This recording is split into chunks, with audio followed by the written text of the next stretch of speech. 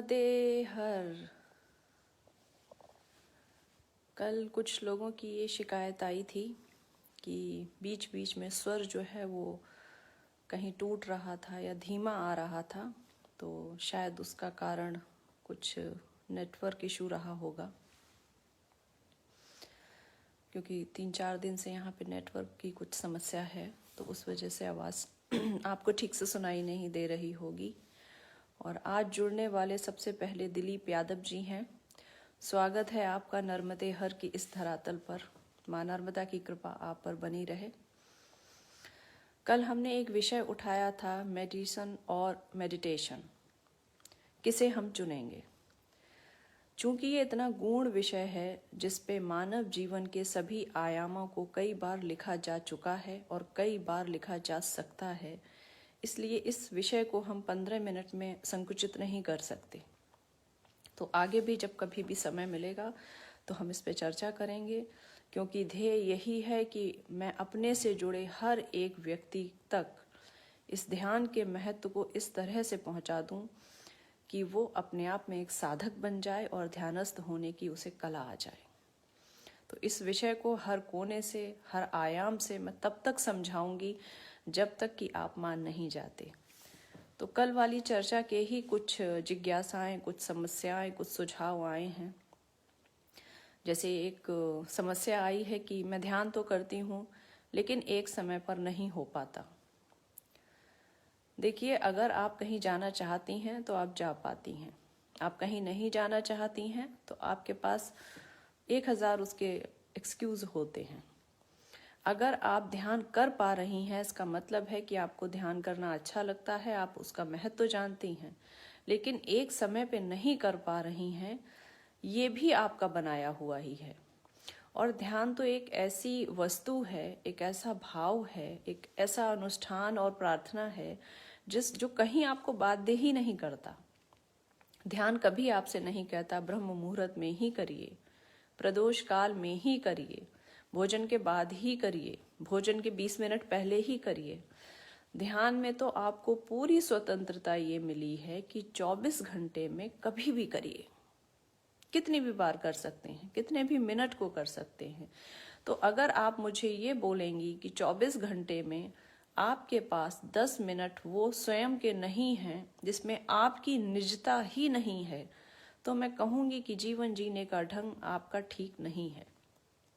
वो जीवन जो पूरी तरह से आपको समर्पित करके ही ईश्वर ने आपका जीवन आपको दिया है, उसकी निजता ही आपने किसी और हाथों में सौंप दी है। अर्थात मतलब ये संभव नहीं हो सकता कि जीवन में 24 घंटे में से 15 मिनट हम अपने हिसाब से नहीं कर सकते। वो भी ऐसा हिसाब जिसमें मुझे लगता है घर से लेके बाहर तक, समाज तक सब आपको सपोर्ट करेंगे। अगर आप अपने कमरे में बैठ के ये बोलती हैं कि 10 मिनट मुझे कोई डिस्टर्ब ना करे, तो इतने मानवीय घर से बाहर तक सभी लोग हैं। ये सिर्फ दिमाग को समझाने की बात है, लेकिन ये आपका दिमाग तब समझेगा, तब दूसरों को समझा पाएगा, जब आप स्वयं ये समझ पाएंगी कि ये ध्यान बहुत आवश्यक है और इसको नियमबद्ध होना ही चाहिए। और संसार में कोई भी चीज ऐसी नहीं है, ऐसी कोई वस्तु भगवान ने नहीं बनाई जो नियमबद्ध तरीके से ना चले। विज्ञान क्या है? सटीक सूत्र, एकदम तथ्यात्मक, तभी तो वो विज्ञान है। और कितनी अच्छी रिसर्च उस पर इसीलिए हो पाई है कि एक नियम बना दिया। हमारे शास्त्र, हमारे धर्म ने भी हर तरह के नियम बनाए थे, लेकिन हमने उसको अपनी सुविधा के अनुसार से तोड़ मरोड़ लिया कि आज 8 बजे भी पूजा हो सकती है, आज 2 बजे भी हो सकती है। ये सब अभी शुरू हुआ है, वरना एक समय तक तो ऐसा था कि 12 बजे के बाद हमारे शास्त्रों में सारे मंदिर के पट बंद हो जाते थे, हमारे घरों के मंदिर बंद कर दिए जाते थे, कपाट बंद कर देते थे और कहते थे कि अब भगवान शयन कर रहे हैं। लेकिन आज आप कई घरों में जाके देखिए, कोई नियमबद्ध तरीका नहीं है। उनको लगता है किसी तरह हो बस हो, और उसका सूत्र भी उन्होंने निकाल लिया है। हालांकि ये एक दूसरा विषय है कि कैसे पूजा की जाएगी और कब करनी चाहिए, लेकिन मैं नियम के लिए बोल रही हूँ। विषय आज ध्यान है कि आप थोड़ा सा इस पे और अनुशासित हो जाइए, नियमबद्ध हो जाइए। आप बाकी बातों में भी घर में कुछ ना कुछ अपनी बात रखती होंगी, अपनी बात मनवा लेती होंगी, तो ध्यान के लिए आप ये क्यों नहीं कह सकती हैं कि नहीं 7 से 7:30 या 6 से 6:30 मुझे कोई डिस्टर्ब ना करे। आप अपने पूजा के मंदिर में ही बैठिए जाके, क्योंकि मंदिर एक ऐसी जगह है कि जब आप बैठते हैं तो सभी को पता होता है आप पूजा कर रहे हैं, तो बेवजह आपको कोई भी बार बार जाके डिस्टर्ब नहीं करता है। तो ये सिर्फ एक्सक्यूज हैं जो हम दे सकते हैं। और जब तक हम ध्यान के महत्व को नहीं समझेंगे, उसके मर्म को नहीं समझेंगे, तब तक हम कभी भी उस एक मार्ग पे नहीं चल पाएंगे। और आप महत्व तब समझेंगे जब आपको ध्यान में खुद स्वयं बहुत अच्छे से अनुभव होंगे। और मैं तब तक आपको समझाती रहूंगी जब तक आप बैठ के ध्यान करने ना लगें, क्योंकि एक बार आपको अच्छे अनुभव हो गए फिर आप उसके बिना रह ही नहीं पाएंगे। फिर आप 4 काम अपने कम कर देंगे लेकिन ध्यान सही समय पे करेंगे। अब जैसे मैंने बोला मेडिसिन और meditation, it's up to you, क्या करना है। देखिए ऊपरी इलाज करती है दवाई, लेकिन दवाई के मामले में क्या कभी हम ये कहते हैं, जब डॉक्टर कहता है सुबह दोपहर शाम खानी है, हम कितने नियमबद्ध तरीके से खाते हैं।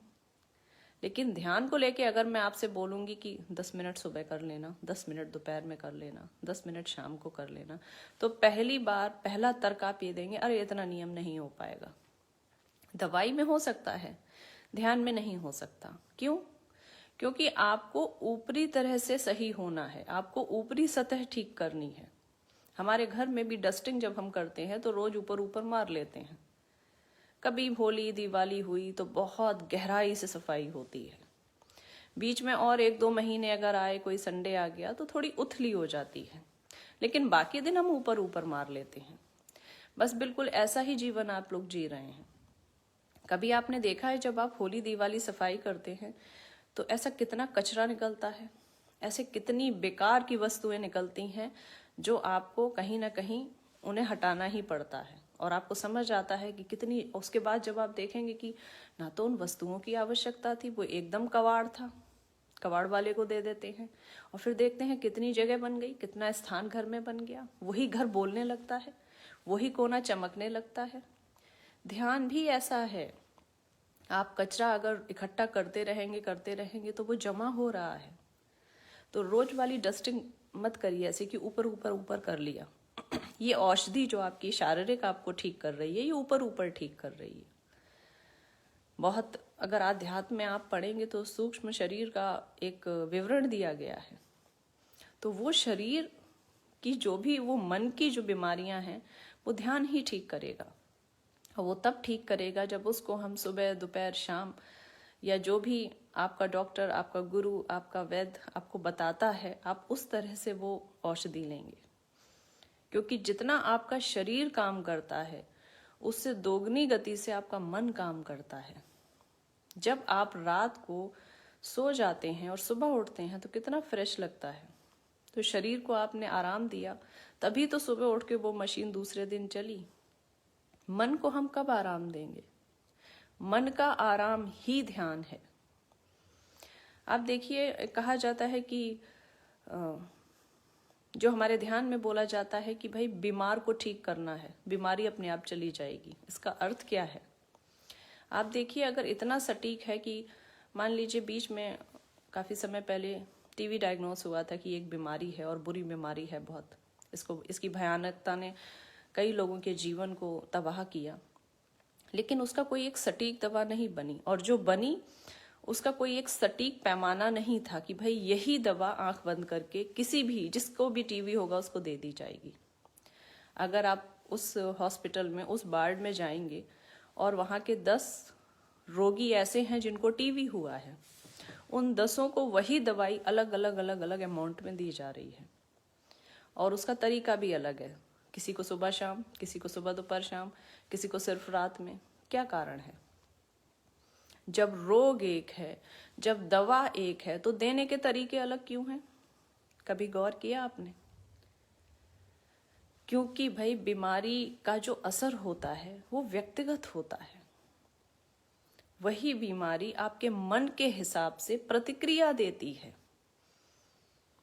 अगर नहीं देती तो सटीक रोग को सटीक दवा ही हो जानी चाहिए और वही तय कर देना चाहिए, भाई जाओ, अच्छा ये निकला है, टीबी निकला, जाओ भाई मेडिकल स्टोर पे जाओ, यही खरीद के ले आओ। ये इतना उथला नहीं होता है। अगर वो सटीक दवा सटीक रोग में भी अलग अलग तरीके से दी जाती है, इसका मतलब है कि डॉक्टर्स भी ये मानते हैं कि हर शरीर के पीछे का मन अलग है और एक ही दवा दो लोगों को देने पर उसकी प्रतिक्रिया भिन्न भिन्न ही होती है। उसका कारण मन है।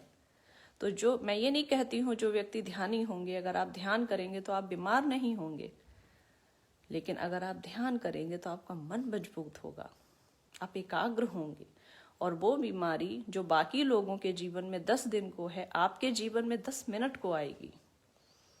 आप अपनी मानसिक इच्छा से, अपनी दृढ़ इच्छा शक्ति से उस बीमारी को हराने में सक्षम होंगे।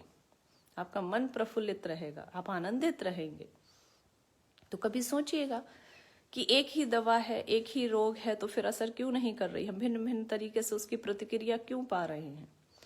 और कितना क्लिष्ट विज्ञान है औषधि शास्त्र का कि किसी को 10 mg दी जा रही है, किसी को 20 दी जा रही है, किसी को 30 दी जा रही है, कुछ पता नहीं है। और मैं आपको कितना सीधा सूत्र दे रही हूँ, कोई mg नहीं है, न 10 है, न 20 है, न 30 है। बस आंख बंद करनी है और बैठ जाना है, दिन में 20 बार भी। अगर 20 बार भी मौका मिलता है तो 20 बार भी। अगर आपको लगता है कि इस समय कोई काम नहीं है, मैं बैठी हूँ और अकेली हूँ, तो आप उस समय भी आप थोड़ी देर आंख बंद करके आनंदित होने की कोशिश कीजिए। लेकिन अगर मैं कहती हूँ दिन में 10 बार भी, 20 बार भी, तो भी मैं आपसे ये बराबर कहूंगी कि एक समय निश्चित। क्योंकि अगर आप किसी दिन 10 बार भी 2-2 मिनट को आंख बंद करके बैठे और आपने एक समय निर्धारित सटीक नहीं किया, तो आप चूक जाएंगे। आप सोचेंगे आज तो 10 दिन बैठ तो गया था 10 बार, अब कोई आवश्यकता नहीं है, आज बहुत बैठ लिया। क्योंकि अगर आप सुबह नाश्ता करते हैं या दोपहर में भोजन करते हैं, उस भोजन के बाद अगर आप 50 जगह भी जाने वाले हैं, कहीं आप चाय पिएंगे, कहीं आप नमकीन खाएंगे, कहीं आप बिस्किट खाएंगे, कहीं आप जल ग्रहण करेंगे, ये करते के लिए आप पहले से ये थोड़ी ना सोच लेते हैं कि अब भोजन करके नहीं जाऊंगा, अब कई जगह चाय मिलेगी। चाय मिल भी सकती है और नहीं भी, चाय के साथ बिस्किट मिल भी सकते हैं और नहीं भी। तो इस एक बात के ऊपर, इस एक तथ्य के ऊपर हम दोपहर का भोजन बिना करे तो नहीं निकल सकते, हम थोड़ा कम खा सकते हैं। तो कुछ चीजें सटीक हैं हमारी, हम सुबह स्नान करते ही हैं, ये सोच के तो नहीं कर सकते हैं कि नहीं आज तो कहीं ऐसी गंदगी में नहीं जाना है तो स्नान करने की क्या आवश्यकता, स्नान करते हैं ना। ऐसे ही एक सटीक समय ध्यान का होना ही चाहिए। अवधि पे आप स्वतंत्र हैं, 5, 10, 15, 20, आधा घंटा, जैसे आपकी इच्छा हो।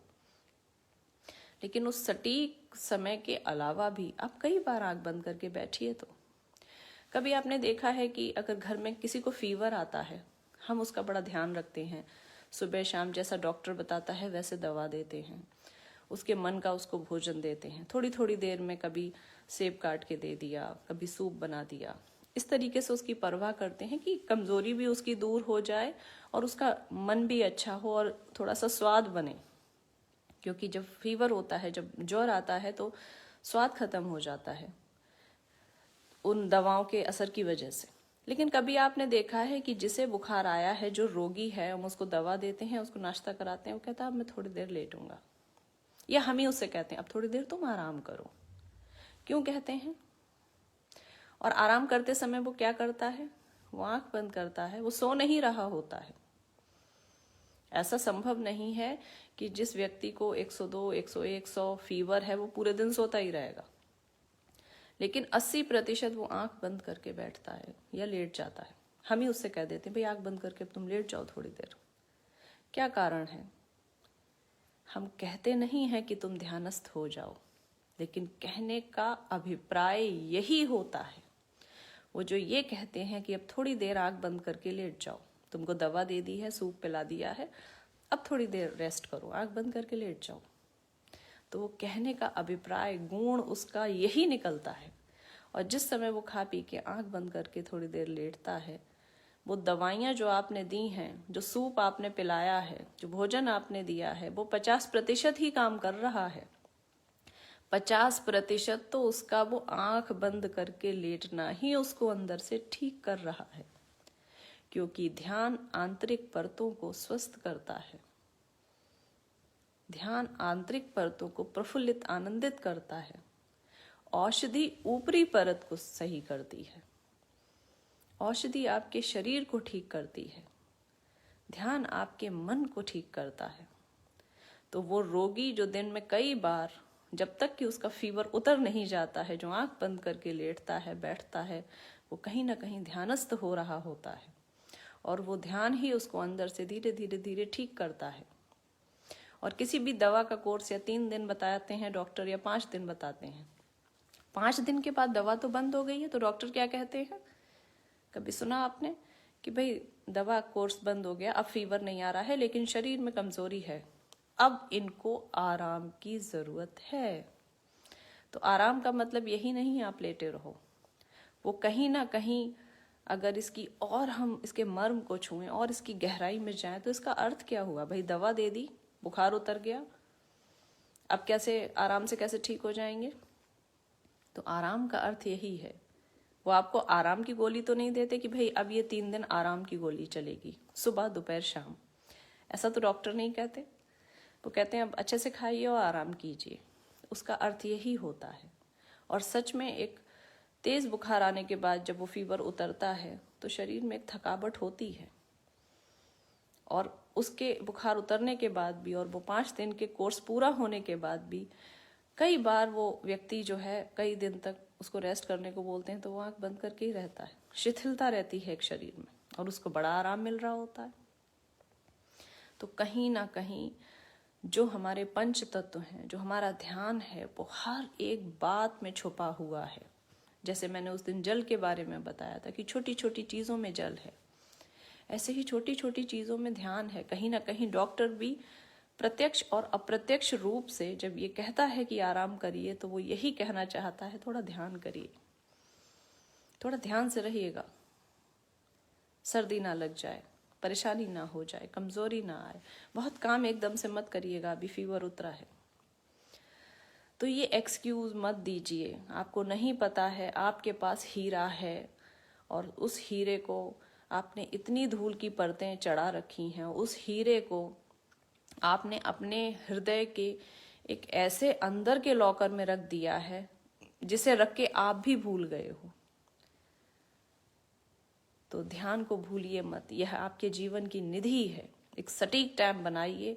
मनुष्य के ऊपर कोई भी वस्तु नहीं हो सकती है। ऐसा कैसे संभव है कि प्रभु ने, परमात्मा ने आपको आपके 24 घंटे दिए और आप उसमें से 24 मिनट अपने नाम के नहीं निकाल पा रहे हैं? तो ध्यान के लिए एक सटीक समय बनाइए। आंख बंद कीजिए, उसमें बैठिए, अपने आनंदित क्षणों को याद कीजिए। आज शायद 16 तारीख है और मुझे लगता है अगर आप 16 जनवरी से ये संकल्प लेंगे और 16 फरवरी तक ये सोच के एक सटीक टाइम पे बैठेंगे, चाहे बोर लगे, चाहे ऊब हो जाए, चाहे बेचैनी हो जाए, चाहे अच्छा ना भी लगे, पर मैं बैठूंगा, पर मैं बैठूंगी, चाहे कुछ हो जाए। मैं आपसे दावे से कहती हूं कि 17 फरवरी को आप बिना बैठे रह ही नहीं पाएंगे। तो ध्यान को पकड़ना पड़ेगा। आपको पता है कई जगह तो मैंने ये भी पढ़ा, मैं बहुत साधकों से मिली हूँ, किताबें पढ़ने का समय कम मिला और ज्ञान भी नहीं था जो कहीं कोई ये समझाता कि ये किताब ऐसी है, लेकिन बहुत साधकों से मिली हूँ, बहुत साधु संतों से और सिद्ध पुरुषों से और दिव्य महिलाओं से मिली हूँ जिनके अनुभवों को जान जान के आया है सब कुछ। तो मुझे ऐसा लगता है अगर आप साइंस में भी पढ़ेंगे, अभी आप गूगल करेंगे तो ध्यान के बारे में अगर आप डालेंगे तो उसमें है कि अगर एक व्यक्ति ध्यान करता है तो उसके आसपास का ऑरा ऐसे बन जाता है, उसके आसपास का वातावरण ऐसा बन जाता है कि आधा 1 किलोमीटर में बहुत शांत सी स्पंदन होता रहता है, बहुत शांत और आनंदमयी रेज निकलती रहती हैं। अब आप सोचिए अगर आपके घर में एक बैठा है और उसके बराबर वाले घर में भी बैठा है और उसके बराबर वाले घर में भी बैठा है और पूरी गली में एक एक बैठा है और धीरे धीरे उस पूरे कस्बे में बैठा है और फिर धीरे धीरे वो जिले स्तर पे फैलता है, तो देखिए हमारे 10 मिनट इस पूरे भारत को कितना स्पंदित कर देते हैं आनंद से, शांति से। तो कोई भी कृत्य जो आप कर रहे हैं वो छोटा नहीं होता है। वो लगता जरूर छोटा है पर वो छोटा नहीं होता है। तो आपके एक समय पर 10 मिनट आंख बंद करके बैठने से अगर हम भारत में एक शांति का संदेश दे सकते हैं, मैं ये नेताओं वाली शांति की बात नहीं कर रही हूँ, राजनीति में तो वो लोग बड़े संदेश देते रहते हैं बट होता कुछ नहीं है। सही मामले में तो आध्यात्मिक धरातल ही कुछ संभालती है। तो कृपया भारत की शांति के लिए, भारत के विकास के लिए, हमारे भारत की आनंद के लिए अपने जीवन के 10 मिनट ध्यान को दीजिए। अपने अंदर से कुछ ऐसा स्पंदन, इतना ऊर्जावान स्पंदन पैदा कीजिए, ऐसी ऊर्जा को जन्म दीजिए जो आपके आसपास के वातावरण को शांत करे, आनंदित करे, क्योंकि इस समय पर उस शांति के रेज की, उन ऊर्जाओं की, उन स्पंदन की सच में भारत को बहुत आवश्यकता है। तो कल से 10 मिनट, कुछ भी करके 10 मिनट, दृढ़ इच्छा शक्ति के साथ 10 मिनट, पूरे संकल्प के साथ 10 मिनट, पूरे समर्पण, प्रेम, निष्ठा, भक्ति के साथ 10 मिनट। और चूंकि कल शायद रविवार है तो कल सुबह तो हम बात करेंगे नहीं, लेकिन कल शाम के लिए आपको एक सरप्राइज भी है, एक वरदान भी है। तो कल शाम का सेशन बिल्कुल भी मिस मत करिएगा, क्योंकि जबलपुर से बड़े महाराज जी हमसे जुड़ेंगे। हालांकि वो बिल्कुल भी सोशल मीडिया से दूर रहते हैं और बिल्कुल भी उन्हें ये सब चीज़ों में पसंद नहीं है, इस तरह बात करना, मंचों से थोड़ा सा दूर रहते हैं और ऐसे प्रोग्रामों से दूर रहते हैं। लेकिन बहुत निवेदन के बाद मैंने उन्हें इस बात पे मनाया है कि वो हमारे नर्मदे हर के प्लेटफॉर्म पे आएँ, इस धरातल पे आएँ और मेरे से जुड़े सभी लोगों को आशीर्वाद दें। तो ऐसे दिव्य पुरुष, ऐसी दिव्य आत्मा के दर्शन को बिल्कुल मिस मत करिएगा। वो अपना आशीर्वाद हमें देंगे, अपने अनुभव हमसे बांटेंगे और हमें ऐसे कुछ सूत्र देंगे जिससे हमारा जीवन भी उनके चरणों की रज लेके दिव्य बनेगा। तो कल शाम को 6 बजे आप सब जुड़िएगा। और जैसे कि उनका नाम ही बड़े महाराज है, क्योंकि उन्होंने बड़े बड़े कृत्य किए हैं, बड़ी बड़ी साधनाएं की हैं, बड़े बड़े अनुष्ठान किए हैं और कल वो अपने ही मुंह से हम सबको बताएंगे कि कैसी उनकी जीवन यात्रा थी। क्योंकि मुझे लगा शायद मुझे सुन के आप लोग अब बोर भी हो गए होंगे और उतना ज्ञान मुझ में है भी नहीं। और जिस प्रेम से आप लोग जुड़ रहे हैं, तो मेरी जवाबदेही है कि आप तक मेरे भाव के साथ साथ भारत के ऐसे साधकों का ज्ञान भी पहुंचे, ताकि आपका जीवन दिन प्रतिदिन दिव्य बनता रहे। तो ध्यान के 10 मिनट, और ध्यान के 10 मिनट में जल के महत्व को मत भूल जाना। वो जल वाली शपथ तो रोज ही चलनी है कि अपने हिस्से का जल बचाना है। तो कल शाम को हम लोग 6 बजे मिलेंगे, बड़े महाराज जी के दर्शन का लाभ लेंगे। नर्मदे हर।